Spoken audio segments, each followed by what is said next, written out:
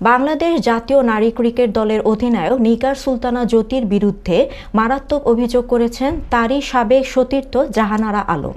জাতীয় দলের বাইরে থাকা এই পেস তারকা এখন অস্ট্রেলিয়ার সিডনিতে আছেন।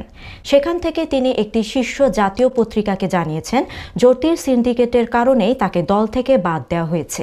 একই সঙ্গে জ্যোতির বিরুদ্ধে মারাত্মক কিছু অভিযোগ তুলেছেন। জাহানারা অভিযোগ করেছেন যে জ্যোতি দলের জুনিয়রদের সঙ্গে নিয়মিত দুর্ব্যবহার করে থাকেন। অনুশীলন, নিজের কিট ব্যাগও তিনি জুনিয়রদের দিয়ে বহন করান কিংবা বাধ্য করেন। প্রচণ্ড গরমের মাঝে সিলেটের একটি ক্যাম্পেও তিনি জুনিয়র এক ক্রিকেটারকে দিয়ে ব্যাগ টানিয়েছেন বলে জাহানারার অভিযোগ। সেই সিলেটেই নাকি ড্রেসিং রুমে জুনিয়রদের দিয়ে জ্যোতি নিজের মাথা টিপিয়েছেন এবং তাদের দিয়ে চুলে তেল মেখেছেন। জ্যোতির বিরুদ্ধে শারীরিক হেনস্থার অভিযোগও এনেছেন জাহানারা। বাংলাদেশ অধিনায়ক নাকি দলের জুনিয়রদের প্রচুর মারধর করেন। দুবাই সফরের সময়ও এক জুনিয়রকে রুমে ডেকে নিয়ে থাপ্পড় মেরেছে বলে জাহানারা দাবি।